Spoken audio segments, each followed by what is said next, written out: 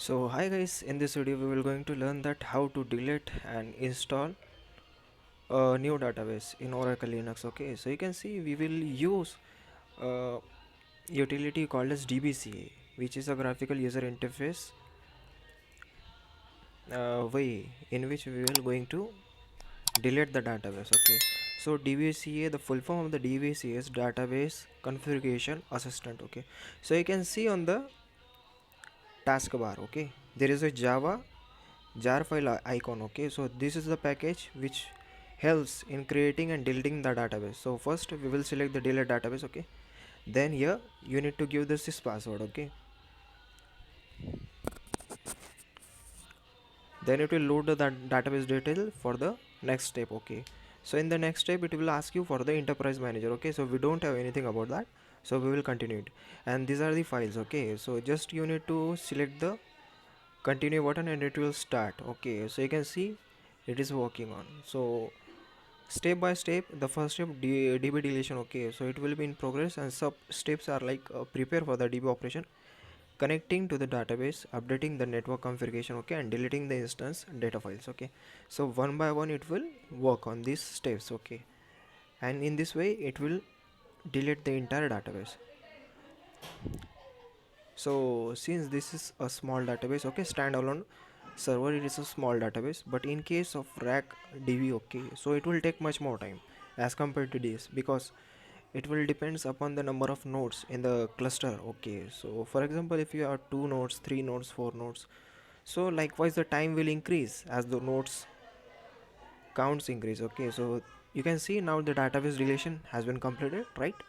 So just click on the close and just check that whether the db is running in the background or not. Okay, so you can see in the etc or at file also there is no database entry are there. Okay, so now the next step, we will create a new database. Okay, so for that we will again use the dbca means database configuration assistant, and it will look like this. Okay, so I'm using a 21c oracle database. So just create a database. We will select the advanced configuration. Then you can see we will select general purpose transaction processing database. Okay, so this is default, you can change it, like I am changing Pune. Okay, and just select this option, use template. Okay, and specify the fast recovery area. Okay, this FRA will be useful for backupping the database. Okay, so you can see there is already a listener is running in the background. Okay, so we will create a new listener, and after the installation of the database, okay, just unselect this.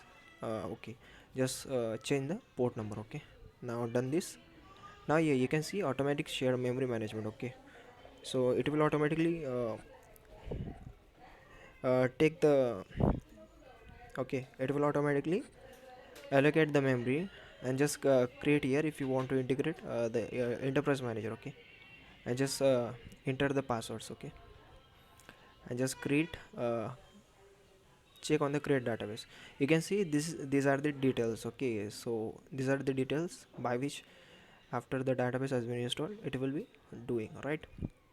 So you can see now copying database files is in progress. Okay, so you can see these are the steps. Okay, so inside the db creation we will having the first step as prepare for the database operation. Okay, so it has been done. Whenever the steps has been performed, okay, it will shown on the status bar as check. Okay, so it has been done. Now the in progress step is copying database files on the locations. Okay, and creating and starting oracle instance, then the completing database creation. Okay, after that we will having creating pluggable database pdbs. If you check in the previous steps that we do want container database as well as the pdbs pluggable database, so it will create the pluggable database for you as well, and finally it will execute root.sh and other files. Okay, so using those files it will configure the oracle database on the server side, right? So last step will be the executing the post configurations actions. Okay, so we already provide a password for the different accounts like account, sys pdb, system accounts. Okay, so we already provided the account passwords. Okay, so it will take around half an hour. Okay, so it solely depend upon the how large the database you are creating, right? Like the memory consumption, the space allocated, right? So this way it will take around 13 to 14 GB, right?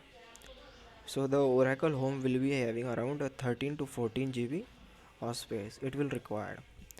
And the another is FRA, which is the Armon backup area, right? So whatever the archive logs, redo log files, okay, backups, and the data files backups, they all will be stored inside the FRA. As well as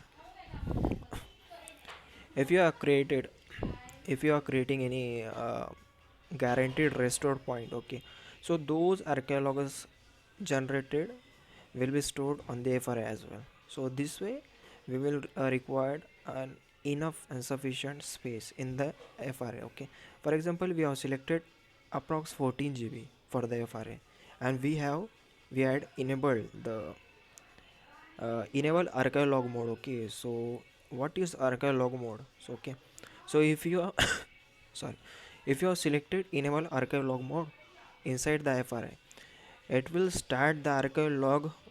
It will start to archiving the redo logs as long as they keep on generating, right? As long as the redo logs keep on generating, it will archive them, and those archive logs further will be helpful to create a Arman backup, because the Arman will work in the block by block. Okay, so this way guys, the operation will be start. So the Oracle database is mainly a RDBMS database system. So what is RDBMS? RDBMS means relational database management system. Okay, so this is RDBMS. Relation means it will be in the form of table, right? Table, and inside table we know that we are having columns, right? Vertical columns, horizontal rows. Okay, we can also call as each cell as, okay, each cell of the row. Tuple means column. So these are the some data that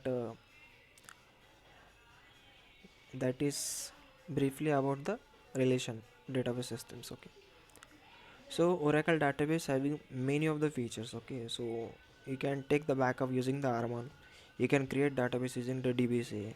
Okay, you can upgrade the database using DBUA, database upgrade assistant, right? You can also configure, create, modify, and delete the listeners, okay, available on the server for the Oracle database using a separate utility called as netca. Okay, network configuration assistant. The short form is netca. Using the command netca, you can modify the listeners, delete the listeners, or create the listeners graphically, okay, on the Linux side, right? So these are some utilities which are useful for you. So basically, as far it will complete, we can discuss some other aspect of the Oracle database also. So Oracle database is a great tool for collecting the data, okay, in the form of relational data types, right? For example, columns, rows.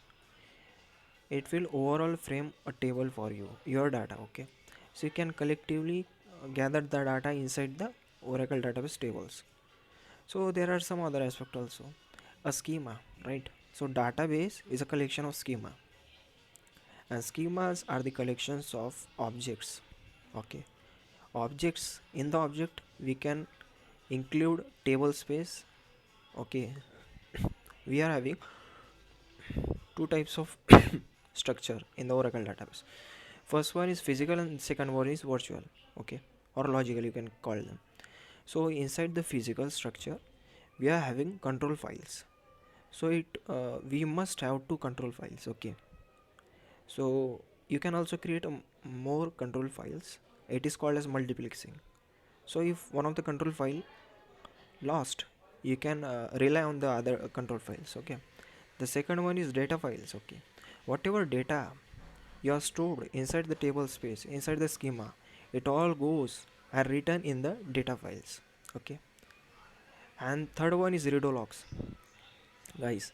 So redo logs are the files or log which records the changes happens in the Oracle database. So there must be three. Okay, by default we are having three redo logs, right?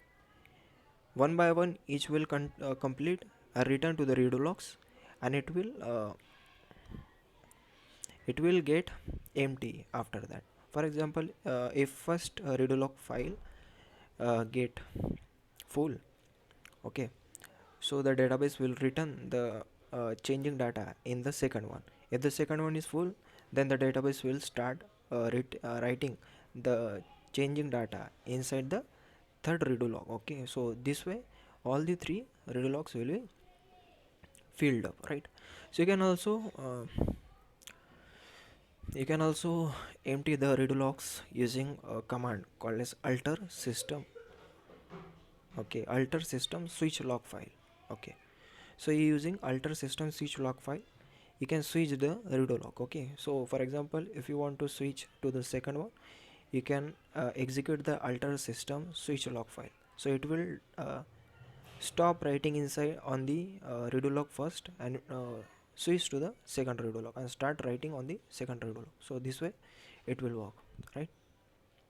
And if you want to archive the current redo log, okay, if you want to archive the current redo log and save it to the FRA, you can execute a command which is called as alter system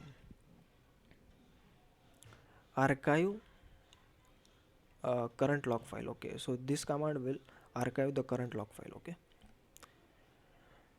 so these are the redo log files. Redo log files are useful for storing the changing data inside the Oracle database.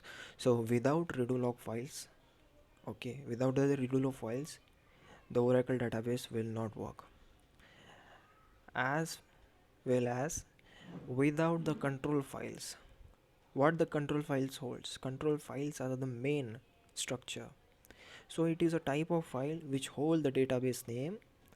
Okay, where are the data files, redo log files, and other important files stored, that all the information collectively written inside the control files. So whatever changes you will do or you are doing inside the Oracle database, they must be get recorded inside the control files. If there is a missing of any data that has been found by the database inside it, and it was previously not recorded in the control file, you will get an error. Okay, so either the database will not up after that, or you may have to manually enter that manual record. Okay, manually insert that record inside the control file. Okay, so for that you need to make the database, open the database into mount mode. There you can enter the data inside the control files. Okay, so this is all about the Oracle database. So now the database has been created inside this, you can see, right? So you can see on the ORATF file also. So instead of n, we are entering y there. Okay, so for example, after the reboot, the database must be up by itself only. Okay, now you can check it, right? Yeah, you can see that listeners are there, and db, which is aura underscore kimon pune, it's also there running, right? So this is our newly created database. Okay, so we will delete the previously listener. Okay, just go here, check this. I can see it has been completed. So we have deleted the old listener. Okay, now you can see only the new listener and new database running in the background. Okay, so this way, guys, we can modify and change. Okay, we can delete and create a new database. Okay, so this way it works.